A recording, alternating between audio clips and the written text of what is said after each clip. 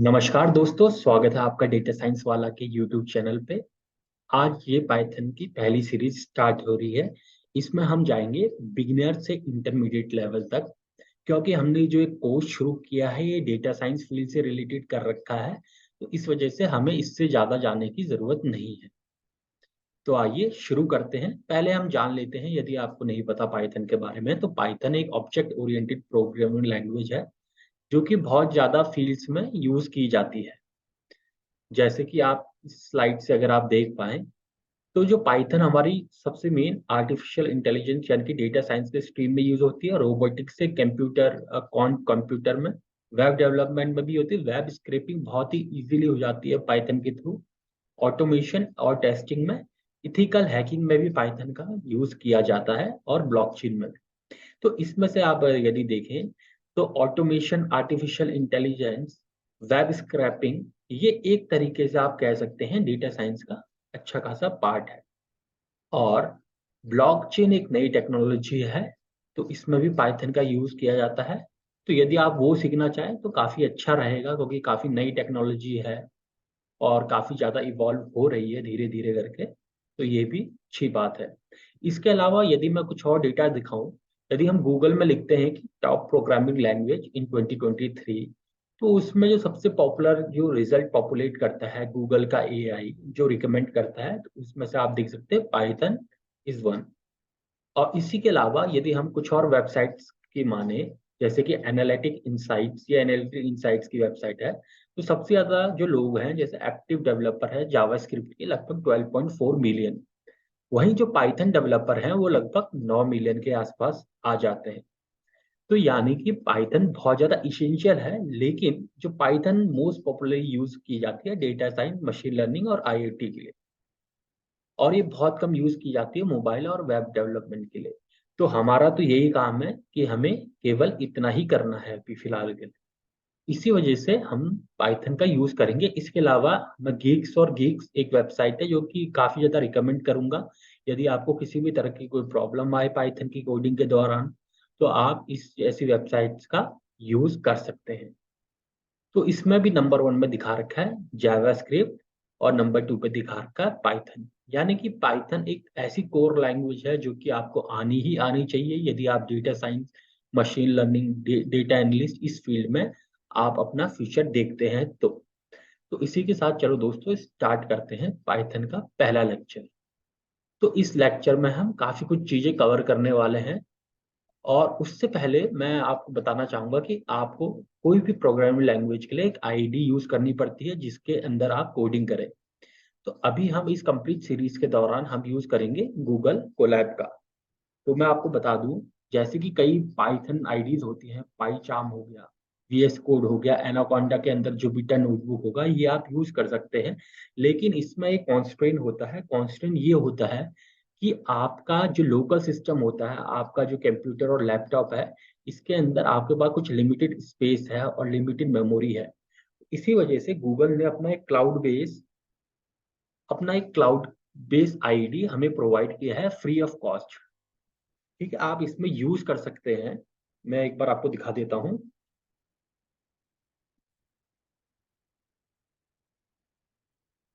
तो आप Google Colab search करेंगे, अपनी जीमेल आईडी से लॉगिन कर लें, तो आपको इस तरीके का एक प्रॉम्प्ट खुल जाएगा और उसमें से आप ले सकते हैं कोई सा भी, आपके पास यदि कोई आईपीवीआईएनबी फाइल पड़ी हो, तो आप ले सकते हैं। वरना जो मेनली जो इसका पेज खुलता है, वो कुछ ऐसा खुलता है जिसमें ये बताएगा कि कैसे-कैसे हम स्टार्ट कर सकते हैं इसमें प्रोग्राम करना।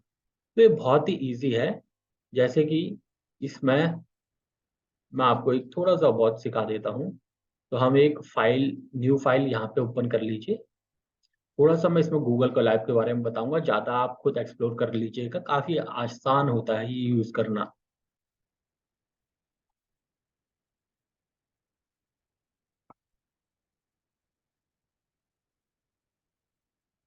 तो तो यहाँ पे मेरा एक खुल गया है, तो हमें सबसे पहले यहाँ से इसको कनेक्ट करना है। ठीक है? तो जो सबसे पहले बेसिक प्रोग्रामिंग होती है, एक बार वो करके देख लेते हैं। तो यहाँ पे 2 तरीके के टैब इसमें हमें मिलते हैं। एक में हम कोड लिख सकते हैं, तो ये कोड वाला टैब है जो अभी खुल रखा है। उसी के अलावा अगर मैं यहाँ टेक्स्ट पे क्लिक करूँ तो एक टेक्स्ट वाला टैब खुल जाएगा, जिसमें मेरा कुछ भी मैं लिख सकता हूँ, बट ये एज ए टेक्स्ट फॉर्म में ही आएगा। उसके बाद मैं यहीं से प्लस करके कोड में जा सकता हूँ, यहाँ पे कुछ कोड लिख सकता हूँ।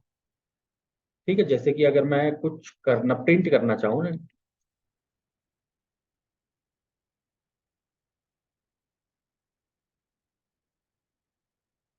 ठीक है, जैसे मैं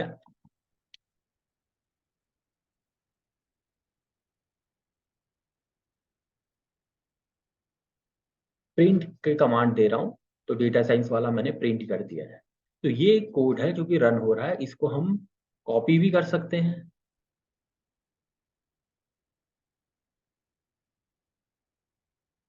इसको हम डिलीट भी कर सकते हैं, कॉपी भी कर सकते हैं। आप जो इसके साथ करना चाहो आप वो कर सकते हैं। आपको सिंपल कंट्रोल सी, एकदम जैसे आप नॉर्मली आप यूज करते हैं गूगल में, आप वैसी चीजें आप आराम से कर सकते हैं। यदि आप चाहें, जैसे मैं इसमें सिंपल डेटा साइंस लिखता हूँ और मैं चाहता हूँ कि इसको मैं ऊपर ले जाना चाहूँ सेल को, तो ऐसे ऊपर ले आ सकते हैं, वैसे नीचे ला सकते हैं। तो ये थोड़ी बेसिक सी चीजें हैं जो मैं आपको बताना चाह रहा हूँ। इसके अलावा यदि आपको कोई फाइल इसमें इंपोर्ट करवानी है तो आप इसके यहाँ डायरेक्ट अपलोड इसके थ्रू भी कर सकते हैं, और यदि आपके पास कोई फाइल पड़ी हो IPVNY या कुछ और पड़ा हो तो वहां से आप ले सकते हैं। जैसे कि दो डेटा मेरे पास यहाँ पे पड़े हैं, तो मैं कोई भी फाइल यूज कर सकता हूँ।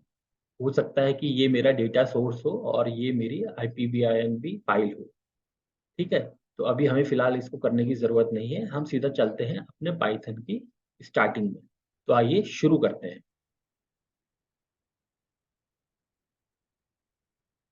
तो तो बेसिकली इसमें ये कंप्लीट मैंने एक पाइथन फाइल बना रखी है, जिसमें मैं आपको कंप्लीट डेफिनेशन भी बताऊंगा, और ज़्यादातर मैं डेफिनेशन थोड़ा कम करके ही बताऊंगा, इतना डिटेल में नहीं बताऊंगा, क्योंकि इसमें हम ज़्यादा इंटरेस्टेड नहीं, हम ज़्यादा इंटरेस्टेड रहेंगे कोडिंग साइड में और चीज़ें सीखने के लिए। थ्योरी के लिए हम गूगल या चैट जीपीटी को रेफर कर सकते हैं। और सबसे अच्छा ये रहता है कि किसी भी चीज़ को सीखना हो तो उसका ऑफिशियल वेबसाइट में जाइए और वहाँ से ऑफिशियल डॉक्यूमेंटेशन से सीखिए। ठीक है, तो पाइथन क्या है? पाइथन एक प्रोग्रामिंग लैंग्वेज है कि जो काफ़ी रिलायबल है, फ्लेक्सिबल है, इजी टू लर्न है और फ्री टू यूज़ है ऑल किसी भी ऑपरेटिंग सिस्टम में। और ये बहुत ही ज़्यादा इसकी स्ट्रॉन्ग कम्युनिटी डेवलप है और काफ़ी ज़्यादा फ्री लाइब्रेरीज हैं। तो इतना तो आपको पता ही चल गया कि ये काफ़ी ज़्यादा फेमस है, जैसे मैंने आपको दिखाया था। ये रिलायबल, फ्लेक्सिबल और इजी टू लर्न है। ये इजी टू लर्न वाला पार्ट आज हम सीख जाएंगे। और फ्री टू ये हर ऑपरेटिंग सिस्टम में काम कर जाती है, आप किसी में भी आप काम करना चाहो। ठीक है, तो और इसके अलावा यदि हम मैं अपना कोडिंग अगर हम शुरू करें, तो यदि आप कोई आईडी यूज कर रहे हैं तो मैं आपसे यही कहूंगा कि पाइथन 3 से ऊपर वाली ही आप पाइथन वर्जन डाउनलोड करें, क्योंकि इसमें नए पैकेजेस अपडेट हुए हैं और हमेशा नई चीजें ही सीखनी चाहिए। तो और ये जो मैं फाइल है ये आपको लास्ट में अपनी गिटहब लिंक के थ्रू ये हम आपको प्रोवाइड भी करा दूंगा। ठीक है, तो सबसे पहले हम ये देखते हैं, पहले मैं इसको कनेक्ट कर लेता हूँ। तो हम पाइथन AIML में यूज क्यों करते हैं? क्योंकि जो पाइथन होता है वो एक तरीके की इंग्लिश लैंग्वेज ही है। इसमें जैसे आपने सी में कुछ भी चीज करना हो या जावा में कोई भी चीज करना हो तो काफी लंबा कोड लिखना पड़ता है, लेकिन ये एक तरीके से इंग्लिश लैंग्वेज से बहुत ज्यादा इंस्पायर है। इस वजह से इसमें कोडिंग काफी ज्यादा सिंपल हो जाती है। यदि आपको पाइथन के बारे में कुछ भी नहीं पता, लेकिन आप उसका कोड यदि पहली बार भी देखें तो आपको थोड़ा बहुत उसके बारे में समझ में आने लग जाएगा। यही अदर जो लैंग्वेज होती है C++, जावा, तो इसके बारे में आपको उतनी जानकारी नहीं मिल पाएगी। ठीक है, और जैसे अब सबसे पहले जैसे मैंने बताया आपको प्रिंट करना है, कोई भी चीज यदि आपको प्रिंट करवानी है तो उसके लिए हम यूज करेंगे प्रिंट। जैसे हेलो वर्ल्ड, हेलो वर्ल्ड ये सबसे पहला प्रोग्रामिंग बनाते हैं। यदि आपने 10th 12th में कभी कंप्यूटर साइंस ली हो तो उसमें सबसे पहला ये करवाते हैं। आपने सी में इसके लिए बहुत लंबा कोड लिखा होगा, लेकिन इसमें एक सिंपल सा एक सिंगल लाइनर है, प्रिंट हेलो वर्ल्ड, और ये प्रिंट कर देता है। इसके अलावा अब हम देखते हैं कुछ अर्थमेटिक ऑपरेटर्स। जैसे कि यदि आपको किसी चीज का सम प्रिंट करवाना है तो सिंपल से आप उसको जैसे आप नॉर्मली सम लिखते हो वैसे ही लिख लो। 10+2 = 30, तो इसने यहाँ 30 अपना आउटपुट दे दिया है। और यदि मैं इसमें बोर्ड मास का रूल अप्लाई करूं और इसमें अगर मैं -30 कर दूं तो आंसर आना चाहिए 0, क्योंकि 10+20+30 = 0। देखते हैं पाइथन ये समझ पाता है? बिल्कुल समझ पाता है। तो पाइथन बहुत ही आसान है सीखने के लिए। ठीक है। अब जैसे यदि मेरे को दो वेरिएबल बनाने हैं। ठीक है, वेरिएबल क्या होता है, आप कुछ भी उसका नाम दे दो। अभी हम देखेंगे वेरिएबल का नाम देते हैं। तो मान लिया मैंने ए को दे दिया है 10 और बी को दे दिया है 20, और मैं प्रिंट करा रहा हूँ a+b और a×b। और चलो मैं एक और चीज प्रिंट करवा देता हूँ, a/b। और एक और चीज प्रिंट करा देता हूँ, a/b। ठीक है, अभी देखते हैं रिजल्ट क्या आना चाहिए। तो हमें पता है a+b यानी कि 10+20 30 आना चाहिए, और 10 × 20 200 आना चाहिए, और 10/20।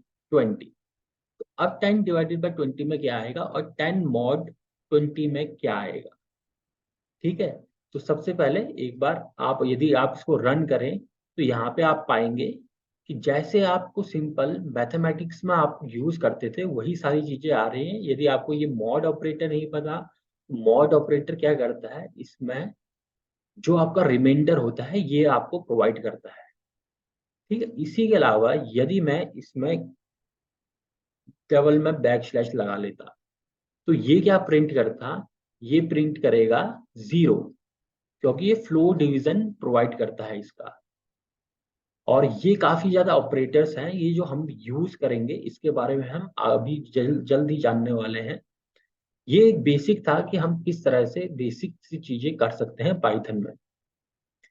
तो यहाँ पे आपको ये वाली शीट मैं आपको प्रोवाइड कर दूंगा, आप इसी के ऊपर रन करके अपनी तरफ से कुछ भी प्रिंट करवा सकते हैं। ठीक है। सबसे बड़ा क्वेश्चन आता है कि कोई जो नॉन प्रोग्रामर है वो पाइथन को लर्न कर सकता है या फिर नॉन टेक्निकल बैकग्राउंड से है, तो ये है क्या वो लर्न कर सकता है? तो बिल्कुल हाँ।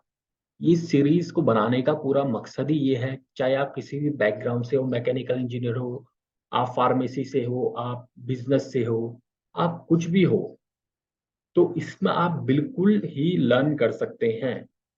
100% ये बहुत इजी है। और मैं इतना दावा कर रहा हूँ, यदि आपने मेरी ये कंप्लीट सीरीज देख ली पाइथन की, 2-3 से ज्यादा घंटे की नहीं होगी है, तो उसमें आपको बहुत सारी चीजें सीखने को मिल जाएगी। उसके बाद आप केवल और केवल गूगल से एक्सप्लोर करके सारी चीजें कर सकते हैं पाइथन के अंदर। और इसी जब मैं ये कंप्लीट करूंगा ये वाला पार्ट, तो इसके बाद ही हम क्या करेंगे, हम एक कैलकुलेटर बनाएंगे पाइथन के अंदर। कैलकुलेटर कैसे बनाया जाए, तो हम एक छोटा सा प्रोग्राम देखेंगे कैलकुलेटर का भी। तो आपको ये सारी चीजें बतानी बहुत जरूरी है कि यदि आप नॉन प्रोग्रामर भी हैं तो पाइथन से घबराने की बिल्कुल जरूरत नहीं है, पाइथन आपका ही दोस्त है। ठीक है। अब इसमें बेसिक सी चीजें हैं। यदि आपको एक ऐसी चीज प्रिंट करवानी है और उसके साथ क्या करना है आपको, कमेंट करना है, कोई भी चीज को कमेंट करना है। जैसे कि मैं यहाँ पे लिखता हूँ, कुछ चीज मैं प्रिंट करता हूँ। प्रिंट अपने चैनल का नाम प्रिंट कर देते हैं।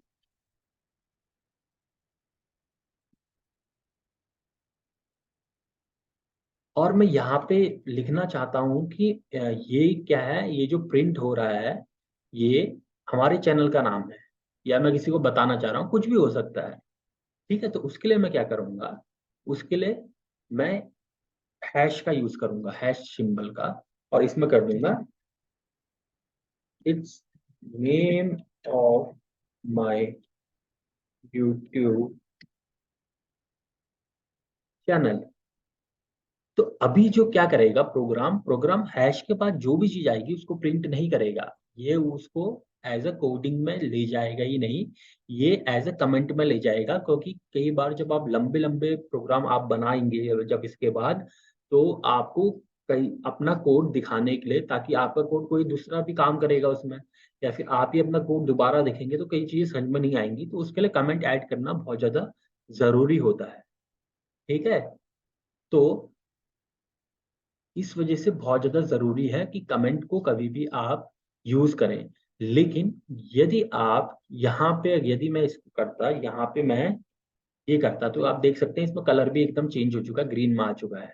और यदि आप इससे पहले देखें तो इनके कलर्स स्ट्रीम डिफरेंट है। जैसे स्ट्रिंग के लिए इसने रेड में दिखा रखा है, और प्रिंट के लिए इसने ब्राउन में, ब्राउनिश, लाइट ब्राउनिश कलर में दिखा रखा है। लेकिन जैसे ही मैं यूज करता हूँ हैश को, कमेंट करता हूँ इसको, और मैं अब कुछ प्रिंट करूँ, तो ये कुछ भी प्रिंट नहीं करने वाला है, क्योंकि हैश के बाद जो भी चीज आएगी उसको ये कमेंट आउट कर देता है। ये उसको प्रोग्रामिंग के अंदर, कोडिंग के अंदर ले ही नहीं जाता है। ठीक है, तो बहुत सिंपल था ये। लेकिन सेकेंडरी चीज है, लेकिन यदि आप डबल कोट्स या सिंगल कोट्स के अंदर इसको ले जाएंगे, हैश को ले जाएंगे, तो ये क्या इसको मानेगा कमेंट या नहीं मानेगा, देखते हैं। तो मैं इसमें से दोबारा से प्रिंट करता हूँ स्ट्रिंग को। तो जब भी हमें कोई स्ट्रिंग दिखानी होती है तो स्ट्रिंग को हम डबल या सिंगल कोट्स में ले जा सकते हैं। तो यहाँ पे डबल कोट्स यूज कर रखे हैं, इसके अंदर जो भी लिखा होगा वो एज ए स्ट्रिंग चले जाता है। ठीक है, तो अब मैं इसको करूंगा तो ये पूरा ही प्रिंट करेगा। तो यानी कि यदि हम हैश को किसी स्ट्रिंग के अंदर यूज कर रहे हैं तो उससे का कोई इफेक्ट नहीं पड़ेगा। याद रखिएगा, इसमें कलर का भी बिल्कुल ध्यान रखिएगा स्टार्टिंग में, बाद में तो आपको पूरा पता ही चल जाएगा। जैसे ही यह मैं यहाँ पे हैश यूज किया तो इसका कोई इफेक्ट नहीं पड़ा। ठीक है, अगर मैं हैश इसको यहाँ यूज करता हूँ तो इसका कलर चेंज हो जाता है। लेकिन यदि मैं यहाँ पे यूज करता हूँ तो इसका कोई कलरिंग में चेंज नहीं आता है, क्योंकि ये स्ट्रिंग हो गई।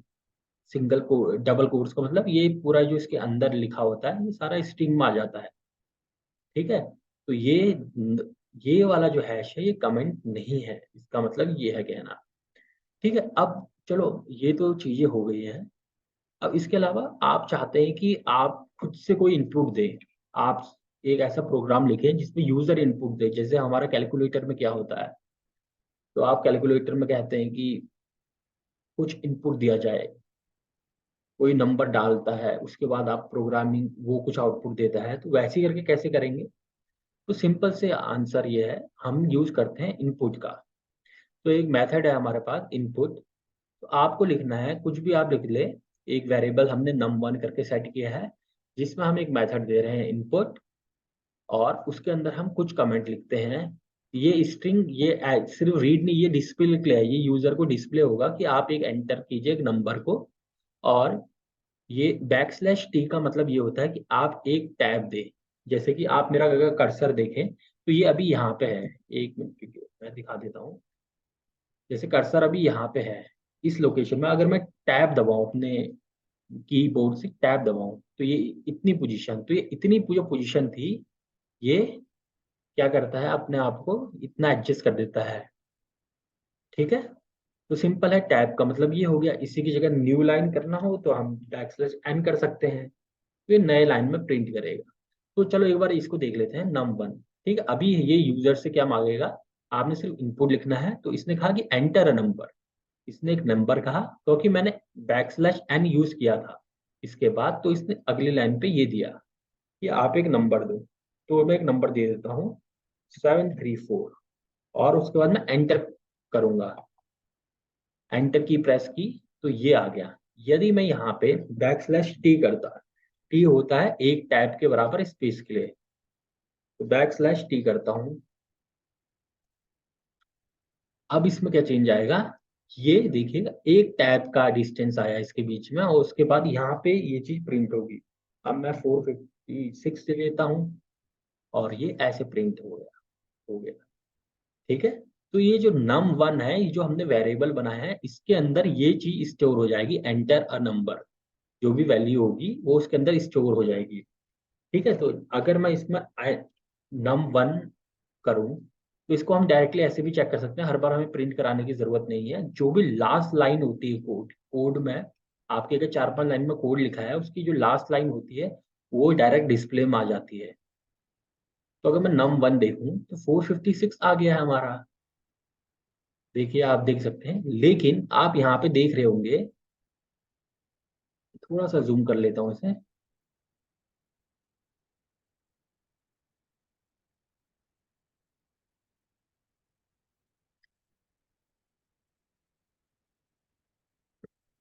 ठीक है, तो आप यहाँ पे देख रहे होंगे, यहाँ पे सिंगल कोट्स आ रहा है। सिंगल कोट्स आ रहा है तो इसका मतलब, जैसे मैंने आपको बताया था, सिंगल कोट्स या डबल कोट्स में जो भी चीज होती है वो होती है स्ट्रिंग। तो ये इसको एज अ नंबर नहीं ले मान रहा है, ये इसको एज अ स्ट्रिंग मान रहा है। चलो मैं ये भी चेक कर लेते हैं। तो हमें कोई भी चीज का चेक करना है कि इसका टाइप क्या है। अभी मैं बताऊंगा आपको डिफरेंट टाइप कौन कौन से होते हैं, लेकिन उससे पहले एक बार टाइप, अभी मैंने क्या कहा, इंग्लिश की तरह लैंग्वेज है सिंपल से। तो इंग्लिश में क्या करते हैं, किस टाइप का ये है, ये स्ट्रिंग टाइप है, इंटीजर टाइप है, फ्लोट टाइप है। तो ये क्या होते हैं इसके बारे में मैं आपको बता दूंगा। ठीक है, तो एक बार मैं आपको थोड़ा सा बता ही देता हूँ इसके बारे में। जैसे कोई भी नंबर है, ठीक है, अगर 1 लिखूं मैं, 12 लिखूं, ये क्या है, ये सब नंबर है। ये एक नंबर हो गया।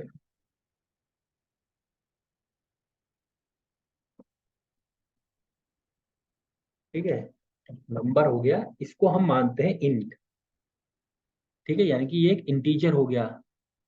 यदि मैं इसके अलावा इसमें लिख दूं 125.6, तो ये क्या हो जाएगा, ये हो जाएगा फ्लोट।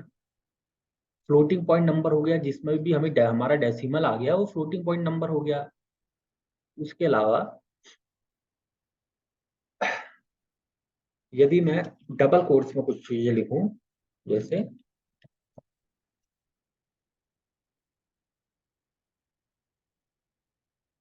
तो ये क्या हो जाएगा, ये हो जाएगा हमारा स्ट्रिंग। ठीक है, ये स्ट्रिंग हो गया। स्ट्रिंग मतलब सीक्वेंस ऑफ वर्ड्स, इसको हम स्ट्रिंग्स कहते हैं। ठीक है, फ्लोट जिसमें डेसिमल पॉइंट आ गए, इंट मतलब इंटीजर मतलब जिसमें नॉर्मल नंबर होते हैं। तो ये बेसिक मैंने आपको 3 बताए हैं। अभी जैसे मैं इसको एक वेरिएबल में सेव कर लेता हूँ पहले, तो मैं इसको लिख देता हूँ नम। ठीक है, और यदि मैं नम को प्रिंट कराऊंगा, पहले मैं एक बार इसको प्रिंट करा देता हूँ, और उसके अलावा मैं इसका टाइप भी प्रिंट करवा लेता हूँ। तो टाइप के लिए हमें सिंपल टाइप ही लिखना पड़ता है कि किस टाइप का जानना है, तो इसके लिए हमें टाइप ही लिखना पड़ता है। तो मैं इसमें अगर देखिए, तो इसने एक नंबर, देखिए इसमें अभी सिंगल कोट्स नहीं आया है क्योंकि ये इंटीजर है, और इसने अपनी क्लास भी दे दी है, क्लास इंटीजर। ये एक क्लास का है, ये इंटीजर क्लास का एक वेरिएबल है। ठीक है, तो उसकी क्लास क्या होगी, वैसी इसकी क्लास फ्लोट होगी, वैसी इसकी क्लास स्ट्रिंग होगी। तो ये आप सब चेक कर सकते हैं, एक बार मैं आपको इनका भी चेक करा के दे देता हूँ।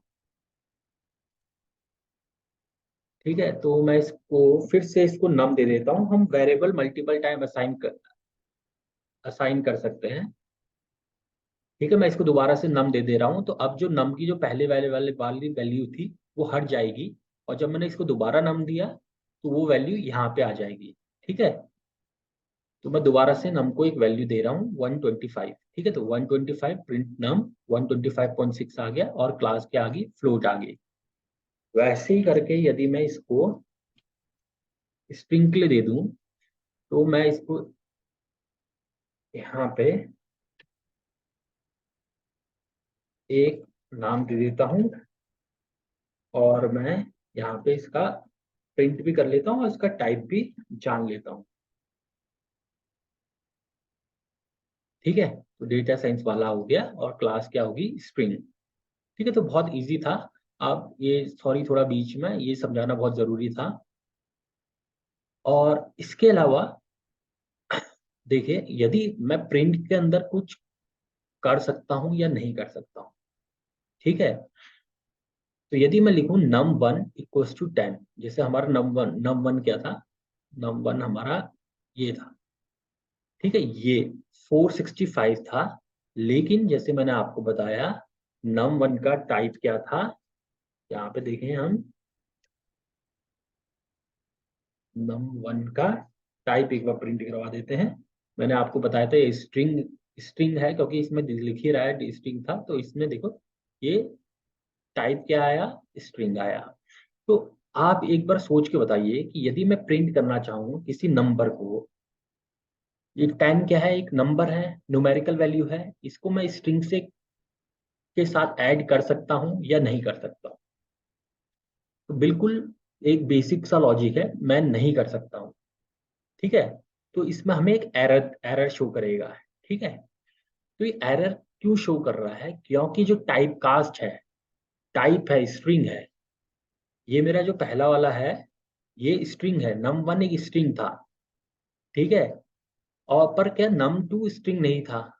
नम ये अगर मैं इसको चलो एक दूसरा नाम दे देता हूँ, इसको मैं num2 देता हूँ, जो मैंने पहले बनाया था, num2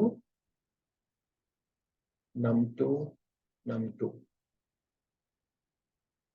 ठीक है। तो अब num2 के अंदर कौन सी वैल्यू स्टोर होगी, ये वाली, ठीक है। अब अगर मैं इसी कोड को मॉडिफाई करूँ और इसमें num2 लिखूँ, तो num2 क्या है, नंबर है, हमारे पास पहले से पता है। और यदि आप कोलैब या फिर ज्यादातर जो आईडी होती है, इनकी अच्छी बात ये होती है, अगर आप इनके ऊपर होवर ओवर करें, मतलब अपना जो माउस है इसके ऊपर ले जाएं, तो ये बता भी देता है, देखिए आपका num2 है, num2 क्या है, किस टाइप का है, इंटीजर टाइप का है। तो ये दोनों इंटीजर टाइप के हैं, तो ये ऐड हो जाएंगे इजीली, किसी भी तरह का कोई एरर नहीं आएगा।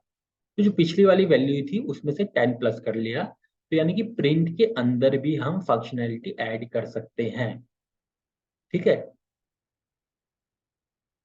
हाँ, तो ये बेसिकली यही समझाना चाह रहा था मैं पहले भी, ठीक है। उसके अलावा अगर मैं किसी अलग तरीके से यूज करना चाहूँ, जैसे कि आप मैं एक सिंपल सा एग्जांपल लिखिए, ए में मैं चाहता हूँ यूजर कुछ इनपुट करे। तो जैसे कि आपको पता होगा कि जैसे मैंने पहले आपको बताया था कि इनपुट, यदि आप सिर्फ इनपुट लिखते हैं तो उसका जो टाइप आता है वो हमेशा स्ट्रिंग आता है। यानी कि अगर मैं सिर्फ अपने इतनी स्टेटमेंट लिखूं तो इसका टाइप क्या आएगा, स्ट्रिंग आएगा, जैसे हमने पहले देखा था यहाँ पे, ठीक है। तो ये जो टाइप आ रहा था ये पूरा क्या आ रहा था, ये जो नम1 था इसका टाइप क्या आ रहा था, स्ट्रिंग आ रहा था यहाँ पे, ठीक है। लेकिन यदि मेरे को स्ट्रिंग नहीं चाहिए, मेरे को नंबर ही चाहिए था, तो मैं क्या करूंगा, उसके बाहर INT लिख दूंगा कि मेरे को एक नंबर चाहिए। या फिर आप फ्लोट लिखना चाहे तो फ्लोट लिख लें यहाँ, ठीक है। तो सबसे पहले इसको याद करने का क्या तरीका है, आप सिंपल से आपको इतना पता होना चाहिए, आप यूजर से एक इनपुट ले रहे हो तो इनपुट लिख लीजिए, पहले सबसे पहले इनपुट लिख लीजिए, क्योंकि आपको इनपुट चाहिए यूजर से। फिर यहाँ पे यदि आप यूजर को कुछ डिस्प्ले करवाना चाहते हैं तो वो लिख लीजिए सिंगल कोट्स या डबल कोट्स में। तो यूजर के सामने आएगा एंटर अ नंबर, तो सबसे पहले ये प्रोग्राम यहाँ पे जाता है और वो कहता है कि इस वाली लाइन को करेगा, एक ले कहेगा कि एंटर अ नंबर, एक नंबर एंटर कीजिए, ठीक है। तो यानी कि वो इनपुट ले रहा है और वो किस टाइप का होगा नंबर, वो यहाँ पे लिखना, मेंशन करना है आपको बाहर पे, ठीक है। तो एज पर क्वेश्चन मैं इसको इंट ही रख देता हूँ। तो यानी कि ए और बी दो नंबर मैंने इनपुट लिए यूजर से और उसके बाद मैं प्रिंट करवा रहा हूँ। अभी आपको प्रिंट स्टेटमेंट थोड़ी सी डिफरेंट दिख रही होगी, ठीक है, वो भी मैं आपको समझा लूंगा। तो पहले सिंपल से देखते हैं।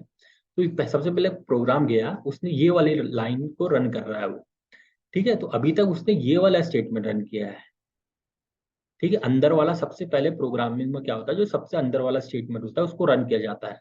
सबसे अंदर वाला स्टेटमेंट रन किया तो मैं इसको दे देता हूँ 10, ठीक है। यानी कि ए के अंदर क्या होगा कि 10 नंबर स्टोर हो गया। अब ये देखिए अगली लाइन पे चले गया है, ये दोबारा से मेरे से बी की वैल्यू पूछ रहा है, तो बी की वैल्यू में 20 कर देता हूँ, ठीक है, और एंटर दबा देता हूँ, ठीक है। तो उसके बाद ये यहाँ गया, तो इसने क्या किया, इसने 10 + 20 को जोड़ दिया, ठीक है, यानी कि 30।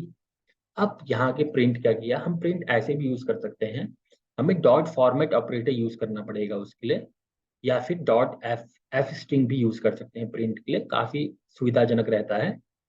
तो मैंने कहा कि सम ऑफ, ठीक है, अभी करली ब्रेसिस में दिया है मैंने, तो करली ब्रेसिस ऑफ 0 and 1 इज 2, ठीक है। तो यहाँ पे क्या आएगा, सम ऑफ करली ब्रेसिस, तो ये जो 0 1 और 2 है, ये यहाँ से उठाएगा। पाइथन में जो इंडेक्सिंग स्टार्ट होती है, इंडेक्सिंग का मतलब कि पाइथन के अंदर जो डेटा स्टोर होता है, जैसे आपने पाइथन को बताया, जैसे आपने एरे पढ़ा होगा, ठीक है, तो मैं एक 1 डायमेंशनल एरे बता देता हूँ इसको। आपने एक एरे पढ़ा, 1 23 34 और 2 दे देते हैं, ठीक है। तो यदि मैं एक, वैसे इसको लिस्ट कहते हैं पाइथन के अंदर, पर आपने जो पढ़ा होगा वो आपने एरे पढ़ा होगा, ठीक है। तो अब इसमें जो होता है ना, इसमें 4 एलिमेंट है इसके अंदर, ठीक है। तो ये मेमोरी में कहीं स्टोर होंगे, ठीक है, ये चारों मेमोरी के अंदर कहीं स्टोर होंगे। तो उस जहाँ पे ये स्टोर होते हैं, उस प्लेस की एक इंडेक्सिंग होती है, यानी कि उस जगह को एक नंबर दिया जाता है कि ये एरे का, एरे मान लीजिए घर है, तो एक घर के अंदर 4 लोग हैं। अब इन चारों को नंबरिंग दी जा रही है कि पहला कौन सा है, दूसरा कौन सा है, तीसरा कौन सा, चौथा कौन सा है आदमी घर के अंदर। तो हमें ये तो पता है कि ये एक एरे है, ठीक है। चलो मैं इसको एक, वैसे ये लिस्ट है इसके अंदर, पर ये इजी होता समझाने के लिए, इस वजह से मैं एग्जांपल यूज कर रहा हूँ। तो मैं कह रहा हूँ कि इसका हमें ये पता है घर के अंदर 4 लोग हैं, तो 4 में से पहला आदमी कौन है, ठीक है। तो उसको इंडेक्सिंग करेंगे हम। तो अगर मैं एरे लिखूं और एरे के बाद मैं इस तरीके का एक प्रॉम्प्ट दूं जो कि होगा स्क्वायर ब्रैकेट, और उसमें लिखूंगा मैं पहला, यानी कि नंबर 1। तो आपकी समझ के अनुसार या तो ये नंबर आना चाहिए या ये नंबर आना चाहिए, ठीक है, लेकिन ये आएगा 23, ठीक है। अगर मैं इसमें 3 दे दूं, या फिर मैं लास्ट वाला लेना चाहूँ, यानी कि 1 2 3 4, तो मैं 4 देता हूँ, एक बार देखते हैं क्या होगा। तो इसमें क्या होगा, इसमें आउट ऑफ बाउंड एरर दिखाएगा, ठीक है, indexing error, list index is out of range, यानी कि ये 4 ये कह रहा है कि इस एरे के अंदर 4 लोग है ही नहीं। तो इसमें पाइथन में क्या होता है, पाइथन में जो स्टार्ट होता है, थोड़ा वन कंफ्यूजिंग हो गया, इसकी जगह मैं कुछ और नंबर ले लेता हूँ। तो पाइथन में क्या होता है, पाइथन में जो स्टोर्ड होते हैं नंबर, वो होते हैं 0 से स्टार्ट होता है। यानी कि यदि मैं इसको बताऊं, तो 89 का जो इंडेक्सिंग होगा वो होगा 0, अगले का 1 होगा, फिर अगले का 2 होगा, अगले का 3 होगा, ठीक है। यानी कि 89 1 पे स्टोर, 0 पे स्टोर है, 23 1 पे स्टोर है, 34 2 पे स्टोर है, और 2 3 पे स्टोर है, ठीक है। तो यदि मैं, मेरे को ये वाला एलिमेंट चाहिए, तो मेरे को इसके लिए करना पड़ेगा 0। मैं कह रहा हूँ कि एरे जो घर था, घर का 0 वाला सदस्य को बुलाओ, ठीक है। तो वो आएगा 89, सॉरी मैं इसको रन करना भूल गया, तो वो आएगा 89, ठीक है। तो उसी तरह से जो प्रिंट था हमारा, प्रिंट में हमने कहा कि जो घर है, घर का 0 नंबर का सदस्य बुलाओ। 0 में क्या था, ए स्टोर हो गया, बी हो गया 1 में स्टोर, और 2 में स्टोर हो गया सम। तो सम ऑफ इसकी जो यहाँ पे वैल्यू चले जाएगी, ए चले जाएगी, एंड 1 की जगह क्या चले जाएगा, बी चले जाएगा, इज 2, 2 की जगह क्या चलेगा, सम। तो ऐसा ही हुआ, सम आउट 10 and 20 इज 30। तो बहुत ही सिंपल था ये, और एक और बार प्रैक्टिस करेंगे तो आपको बिल्कुल याद रह जाएगा। इसी के जगह हम दूसरी तरीके से भी प्रिंट करवा सकते थे। प्रिंट, इसमें वो हम कहते हैं एफ स्ट्रिंग फॉर्मेट, तो यहाँ पे एफ लिखना है, और आपको प्रिंट के अंदर कुछ भी, यदि आपको एक स्ट्रिंग प्रिंट करवानी है तो ऐसे ही हम करते हैं, सिंगल कोट्स या डबल कोट्स का यूज कर सकते हैं। उसके अंदर हमें जो एलिमेंट, जो चीजें लिखनी है वो लिख सकते हैं। तो मैं लिख सकता हूँ सम, तो मेरा अगर सिंपल, अगर मैं एफ लगा के इतना ये सब कर लेता, ठीक है, तो आप देख रहे हैं जैसे एफ स्ट्रिंग मैंने यूज की। ठीक है, अगर मैं एफ स्ट्रिंग ना यूज करूं तो इसका कलर आप देखेंगे चेंज हो गया।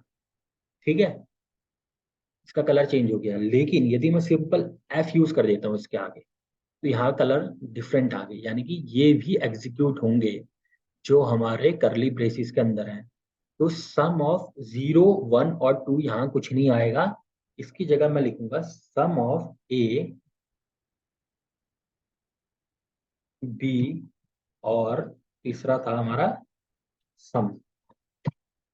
तो इन दोनों में से आप देखेंगे कि ये कोड ही पढ़ने से समझ में आ रहा है कि sum of A and B is sum. और मैं इसको रन करता हूँ तो दो प्रिंट स्टेटमेंट हमारे आएगी।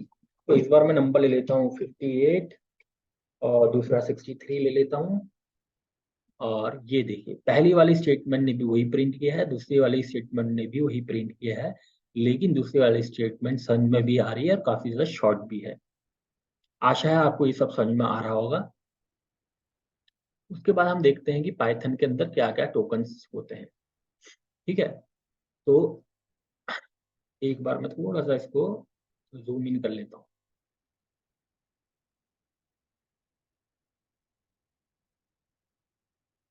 ठीक है,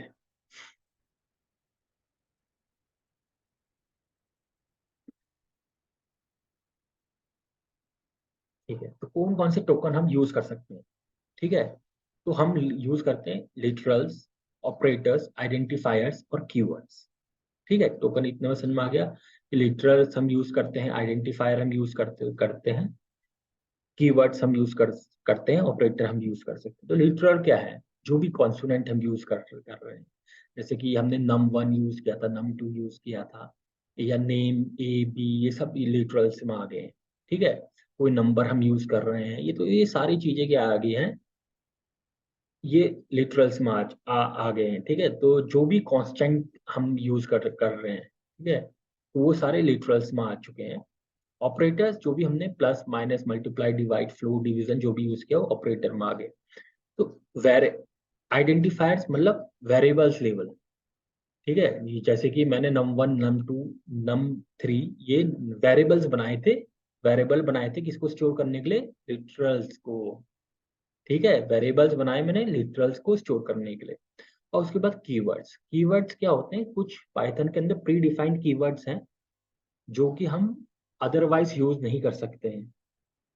ठीक है, तो लगभग 70-80 आई थिंक कीवर्ड्स जो हैं कि जो रिजर्व्ड कीवर्ड्स हैं, कि अगर आपको ये ऑपरेशन करना है तो यही यूज करना पड़ेगा। जैसे हम प्रिंट यूज कर रहे हैं, तो यदि मैं प्रिंट की जगह कुछ और लिखूं तो नहीं हो पाएगा। जैसे इनपुट है, ये रिजर्व कीवर्ड है, ये रिजर्व्ड कीवर्ड है, ये रिजर्व्ड कीवर्ड है।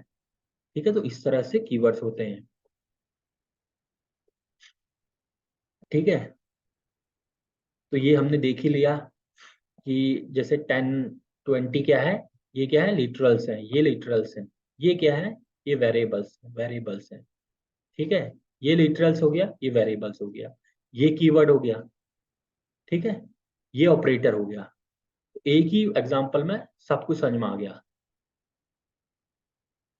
ठीक है, बहुत इजी है समझने के लिए। ठीक है, अभी मैं थोड़ा सा इसको,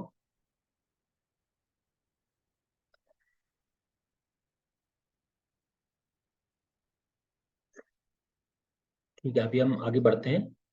अब देखिए आइडेंटिफायर्स पाइथन। ठीक है, अब जैसे कि यहाँ पे मैंने एक लिटरल्स दिया इसको, और एक वेरिएबल बनाया इंसेंटिव। इंसेंटिव के अंदर मैंने इंटीजर स्टोर किया है जिसका 1000 वैल्यू है। फिर टोटल सेल में मैंने 1000 लिखा है जो कि इंटीजर है, और एक इंसेंटिव प्लस कर रहा हूँ। तो पहले सबसे पहले मैं एक बार क्या करता हूँ, इसको रन नहीं करता हूँ, सबसे पहले मैं ये दिखाता हूँ आपको कि अगर आप ऐसे करेंगे तो आपको खुद भी पता है कि ऐसे करके एरर शो करेगा। ठीक है, क्योंकि टोटल सेल, अभी एक बार रन कर लेते हैं इससे पहले। ठीक है, तो इसमें कहा कि name incentive is not defined.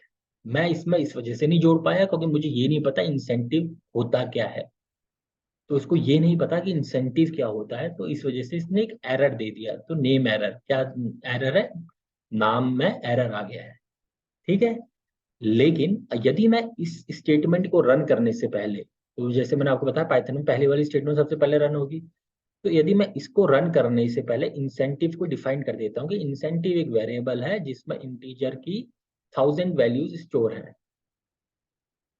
ठीक है, तो यहाँ पे कोई एरर नहीं आया और मैंने कह दिया कि टोटल सेल्स को प्रिंट कर देता हूं मैं, तो ये 11,000 आ गया है। ठीक है, अच्छा, अब मैं वेरिएबल को बनाता हूँ, VAR लिखता हूँ, 10 लिखता हूँ, कैपिटल VAR लिखता हूँ, दीपक लिखता हूँ और इसको प्रिंट कराता हूँ।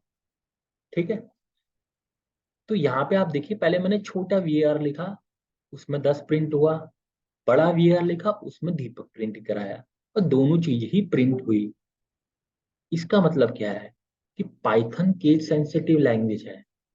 तो पाइथन में INT अगर बड़े में लिखूं तो कुछ नहीं होगा, लेकिन अगर मैं छोटे में INT लिखता हूं तो ये कलर चेंज कर रहा है अपना, यानी कि ये है एक्चुअल में इंटीजर। ठीक है, जैसे मैंने बताया था इसमें फंक्शनैलिटी होती है, आप होवर ओवर कर रहे हैं उसके ऊपर तो आपको सारी चीजें दिखने लग जाती हैं, क्या मतलब है, यानी कि INT का मतलब क्या होता है, इंटीजर होता है, बेस 10 का इंटीजर है। तो ये आप एक्सप्लोर करते समय समझ समझ जाएंगे।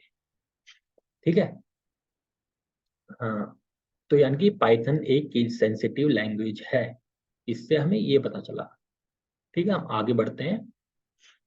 अब हम नेमिंग के, पर कुछ रूल्स होते हैं नेमिंग के भी, कि नाम रखने के भी कुछ रूल्स हैं, हमें उनको जानना बहुत जरूरी है। तो जैसे कि मैं अपना यूट्यूब चैनल का नाम लिखता हूँ, मैं कह रहा हूँ कि फर्स्ट नेम का मैंने एक वेरिएबल डिफाइन किया और इसको नाम देता हूँ मैं डेटा साइंस वाला। ठीक है, इसमें तो कोई प्रॉब्लम नहीं है क्योंकि ये सिंगल कोर्स के अंदर है, डबल कोर्स के अंदर कुछ भी दे सकते हैं आप स्ट्रिंग को डिफाइन करने के लिए। तो यहाँ पे यहाँ तक कोई प्रॉब्लम नहीं आएगी, लेकिन इसमें एक बार हम देखते हैं। तो इसने क्या कहा, इसमें एक एरर दिखा रहा है, इनवैलिड सिंटैक्स। ठीक है, ये क्यों दिखा रहा है एरर, ये इस वजह से दिखा रहा है क्योंकि जब भी हम नेम नेम डिफाइन करते हैं हमारा उसके बीच में स्पेस नहीं आना चाहिए।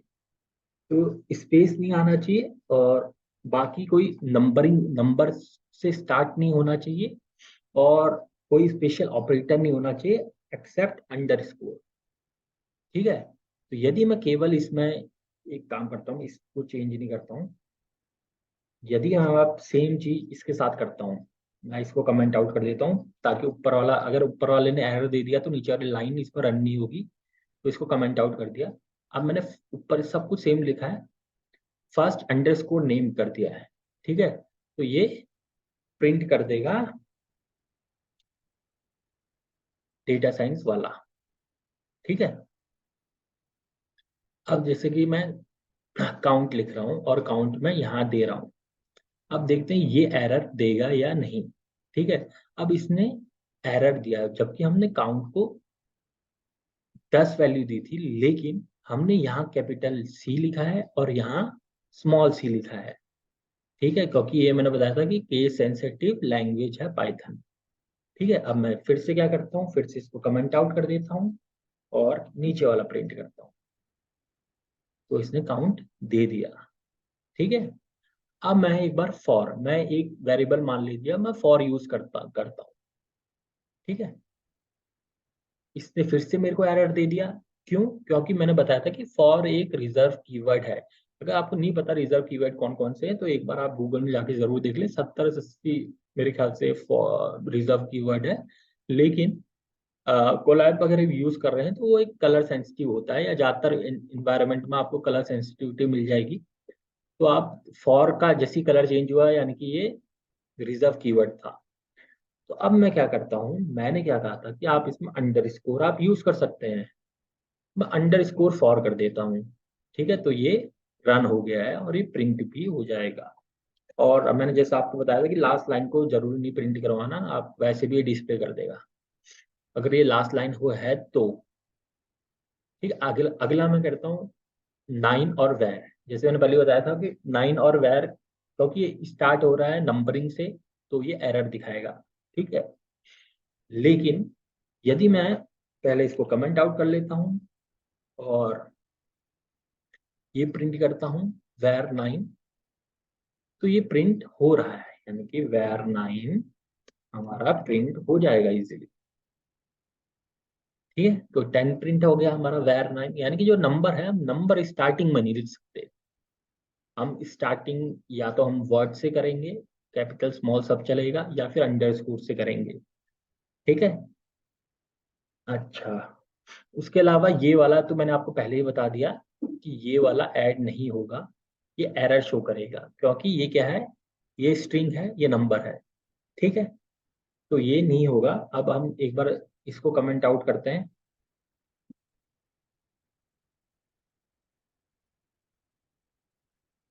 इसको करते हैं, ये प्रिंट हो गया है, क्योंकि ये दोनों क्या थे, ये दोनों सिंगल कोट्स के अंदर हैं। तो सिंगल कोट्स के या डबल कोट्स के अंदर कुछ भी आ जाए तो वो उसको एज ए स्ट्रिंग मान लेता है। उसके अंदर तुम कुछ भी लिखना चाहो लिखो, तुम हैश यूज करना चाहो, कुछ भी यूज करना चाहो वो करो। लेकिन हाँ, बैक स्लैश यूज करोगे तो थोड़ा सा दिक्कत है, क्योंकि बैक स्लैश सिंगल उसके अंदर भी काम करता है। ठीक है, यदि मैं इधर बैक स्लैश यूज करूं, बैक स्लैश एन या बैक स्लैश की, जैसे मैंने आपको पहले दिखाया था, तो वो दिक्कत करेगा। ठीक है, अब इसको भी हम थोड़ा सा कमेंट आउट कर लेते हैं, और लास्ट वाली जो स्टेटमेंट है इसको एक बार प्रिंट करके देखते हैं। तो मैंने अलग से स्ट्रिंग लिखा था, और मैंने कहा इस स्ट्रिंग में ये प्लस कर दो। ठीक है, तो मैंने क्या कह रहा हूँ, एक स्ट्रिंग में दूसरा स्ट्रिंग प्लस कर दो। ठीक है, तो ये बिल्कुल प्लस कर देगा इसको, यानी कि जोड़ देगा, दो स्ट्रिंग को इसने जोड़ दिया। लेकिन जो इसके बीच का जो पहले गैप आ रहा था, इस वाली देखिए, मैं दोनों स्टेटमेंट प्रिंट करवाता हूँ, तो ये प्लस का निशान आ रहा था, ये तो है ही नहीं ना इसमें, क्योंकि ये क्या है, अलग अलग स्ट्रिंग्स क्या है, ये अलग स्ट्रिंग है, ये अलग स्ट्रिंग है। ठीक है। अच्छा, ये वाला मैंने आपको पहले ही बता दिया, क्योंकि ये स्पेशल ऑपरेटर यूज कर रहा है, तो ये नहीं होगा प्रिंट, क्योंकि स्पेशल ऑपरेटर में हम सिर्फ अंडर स्कोर यूज कर सकते हैं। ठीक है, तो मैंने अंडर स्कोर यूज किया, और ये रन हो जाएगा इजीली। ठीक है, और यदि मैं ए टी यूज करूं और ए टी को 10 करूं, तो भी ये रन हो जाएगा, कोई इश्यू नहीं है। ठीक है, इसको हम करेंगे, ये भी इजीली रन हो जाएगा, तो बाकी कोई दिक्कत नहीं है। हमें बस कुछ चीजों का ध्यान रखना है कि जब भी हम वेरिएबल डिफाइन करें, तो वेरिएबल स्टार्ट होना चाहिए किसी भी वर्ड से। ठीक है, ए बी सी डी कुछ भी नाम दे सकते हैं। पहले कंडीशन सिर्फ ये है, उसके आगे कोई, उसके अंदर कोई भी स्पेशल ऑपरेटर नहीं हो सकता वेरिएबल के नाम के अंदर, यदि वो अंडरस्कोर हो उसके अलावा। अंडरस्कोर से चलता है। और कभी भी वेरिएबल का जो नाम होता है वो स्टार्ट नहीं होना चाहिए नंबर से। नंबर मतलब जो भी नाम दे रहे हैं वेरिएबल का, उसमें स्टार्टिंग में नंबर नहीं आना चाहिए, उसके बीच में कहीं आ गया कोई दिक्कत नहीं है, जैसे हमने var9 करके हमने देखा था। ठीक है, अब हम फटाफट चलते हैं और चलते हैं ऑपरेटर्स के अंदर पे। ठीक है, तो हम देखिए अर्थमेटिक ऑपरेटर्स हैं, प्लस माइनस डिवीजन, मॉड, इसको मॉड ऑपरेटर कहते हैं, या फिर रिमाइंडर, मल्टीप्लीकेशन, फ्लोर, डिवीजन और पावर। ठीक है, तो सिंपल से देख लेते हैं। 6+5 जैसे हम कैलकुलेटर में करते ही हैं, 11। अब इसको आपको किसी वेरिएबल के अंदर स्टोर करना है, तो मैं इसको लिख देता हूँ सम इक्वल्स टू। ठीक है, तो सम मैंने कर दिया, और मैं इसको, क्योंकि ये सिंगल लाइन का ही है, तो सम आ गया मेरा 11। ठीक है, और इसको मैं लिख देता हूँ सब। ठीक है, तो सब्ट्रैक्शन, तो 20 में से 12.5 मैंने इसके 7.5 आ गया। ठीक है, अगले वाले को मैं लिख देता हूँ मल, यानी कि मल्टीप्लाई। ठीक है, तो ये भी चल गया। अब जो ये सारी वैल्यूज हैं, ठीक है, ये 6, 5, 8 ये इंटीजर हुई, 12.5 ये फ्लोट, ये मैंने आपको पहले बता दिया है। ठीक है, हाँ, अब जो मैं डिवीजन का मैं जो आपको बताना चाह रहा था, तो डिवीजन दो प्रकार के होते हैं। ठीक है, एक होता है नॉर्मल डिवीजन, कि 8 डिवाइडेड बाई 4, तो ये हमेशा अपना आउटपुट जो होता है फ्लोट में देता है।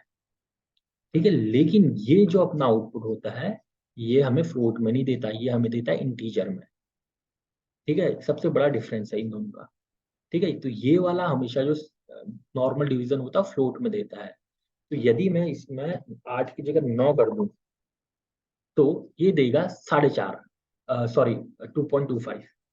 मैं 4.5 एक्चुअली ये सोच रहा था। ठीक है, तो 4.5, लेकिन यदि मैं 9 को डिवाइड करूं, फ्लोर डिवीजन करूं 2 से, तो ये हमें वैल्यू देगा 4। ठीक है, तो ये नियर बाय नंबर से जो नीचे वाला नंबर होता है उससे राउंड ऑफ कर लेता है। ठीक है, ओके, आशा करता हूँ आपको समझ में आ रहा हो। तो ठीक है, मैंने आपको कमेंटिंग के बारे में पहले ही बता दिया है। उसके अलावा ये जो डबल स्टार ऑपरेटर होता है ये होता है पावर के लिए, यानी कि 2 की पावर 5। ठीक है, 2 की पावर 5 32 होता है। चलो मैं तीसरा करते हैं कि जो पहला वाला नंबर है हमें इसकी पावर निकालनी है। तो 3 की पावर 2 कर देता हूँ। तो 3 का स्क्वायर कितना होता है? 9। ठीक है, मैं कोई बड़ा नंबर भी ले लेता हूँ, 45 ले लेता हूँ। 45 की पावर में और बड़ा कर देता हूँ, और 9 कर देता हूँ। ठीक है, तो ये नंबर आ गया। ठीक है, बहुत इजी है। अब मैं मॉड निकाल लेता हूँ। मॉड यानी कि जो रिमाइंडर होगा, यानी कि दैट 10 को अगर हम डिवाइड करते हैं 3 से तो रिमाइंडर आता है 1, तो ये रिमाइंडर प्रिंट करेगा। ठीक है, बहुत इजी है। तो ये ऑपरेटर के बारे में हमने दिखा रखा है कि इन ऑपरेटर्स का ऑर्डर क्या होता है।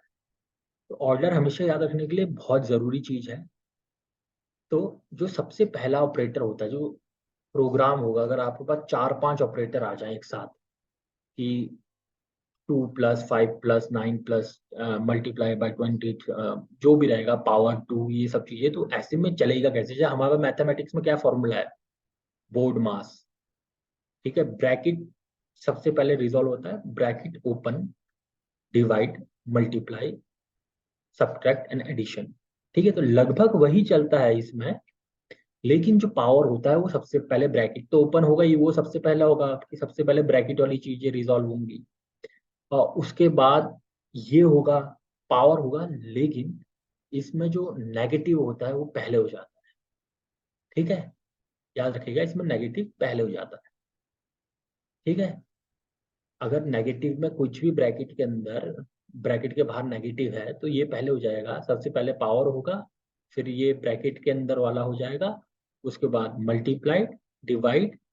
ठीक है, सबसे पहले multiplied, divide, floor division, mod, addition, subtraction. तो नॉर्मली आपको बोर्ड मास ही याद रखना है। ठीक है, ठीक है, तो ब्रैकेट, और इसमें मैं पहले पावर पी लिख लेता हूँ क्योंकि पावर वाला सबसे पहले हो रहा है। ठीक है, फिर ब्रैकेट ओपन होगा। ठीक है, और इसके अंदर फिर मल्टीप्लाई होगा। ठीक है, मल्टीप्लाई के बाद डिवाइड होगा, डिवाइड के बाद फ्लो डिवीजन होगा, फ्लो डिवीजन के बाद हमारा मॉड होगा, मॉड के बाद हमारा एडिशन होगा। तो ये चलता है।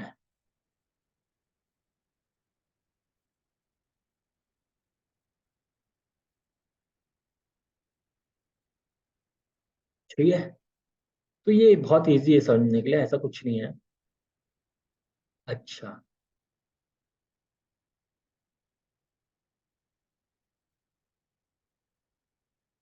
ये रिकनेक्ट करना पड़ेगा, डिस्कनेक्ट हो गया। आ, ठीक है, तो यहाँ तक आपको पूरा समझ में आ गया होगा। अब एक बार देख लेते हैं कितना बचा है, यदि ज्यादा बचा होगा तो हम कल इसको कंटिन्यू कर लेंगे। हाँ, नहीं, अभी ऐसा कुछ नहीं है, अभी हम आगे थोड़ा आगे बढ़ सकते हैं। तो जैसे कि एरर के बारे में आ रहा है, तो पाइथन में हमारा जो इंटरप्रेटर होता है ये बहुत मदद करता है हमारी। जैसे मैंने 3+ लिखा, लेकिन मैंने प्लस के बाद तो कुछ लिखा नहीं, तो कहेगा इनवैलिड सिंटेक्स। भाई प्लस के बाद तूने कुछ लिखा ही नहीं, वो चाह रहा था कि कुछ लिखे। तो अगर मैं 2 कर दूं तो ये आराम से रन हो जाएगा। ठीक है, तो ये इनकाउंटर कह रहा है एरर, यानी कि एरर वो बता देगा आपको, वो पूरा हिंट दे देगा कि 3 के बाद क्या एरर आया। ठीक है, तो वो उसने पूरा स्पेसिफाई कर देगा भाई कि इस जगह पे तुम्हारा एरर है जो कि इनवैलिड सिंटैक्स है। और यहाँ से आप डायरेक्टली सर्च भी कर सकते हो स्टैक फ्लो में, ओवर में। तो ये बता रहा है कि ये मेरे को एरर आया है। ठीक है।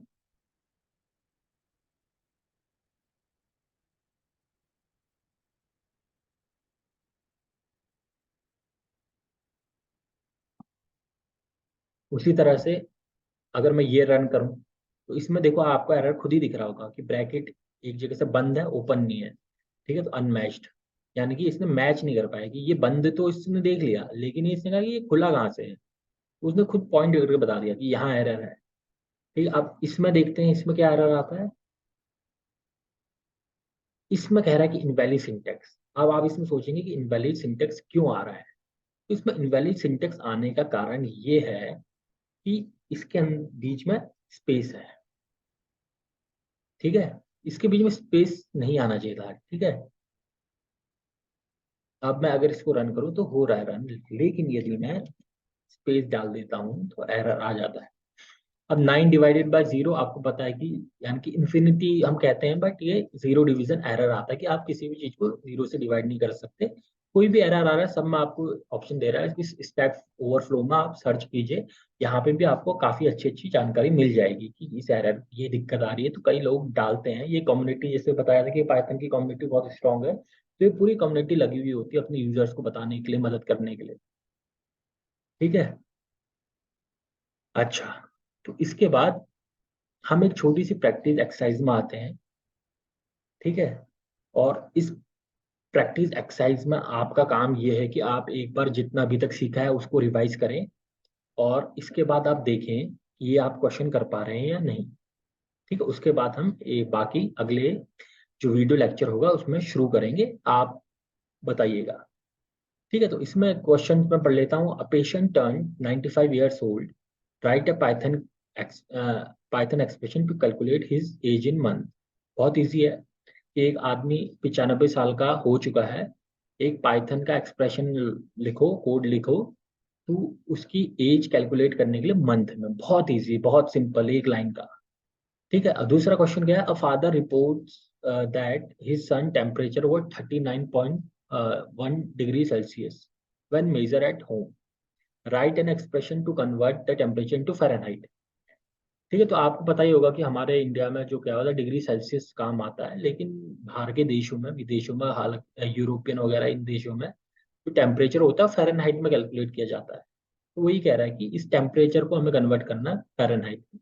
बहुत ही सिंपल फॉर्मूला होता है, गूगल से भी सर्च कर सकते हैं, मैंने हिंट भी दे रखी है। ठीक है, तो आप एक बार ये देख लीजिएगा, और आशा करता हूँ आपको ये वीडियो पसंद आई होगी। आपको किसी भी तरह की कोई भी क्वेरी हो अपने डिजिटल साइंस कैरियर के बारे में, पाइथन के बारे में, हम आगे और पढ़ेंगे, लेकिन फिर भी अगर आपकी कोई क्वेरी हो तो आप ज़रूर पूछिएगा।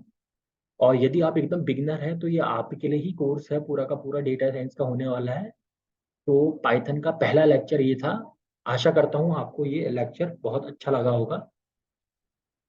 और यदि कोई भी तरह के आपको सुझाव देना हो या जानकारी चाहिए हो तो मेरे को कमेंट बॉक्स पे ज़रूर लिखेगा।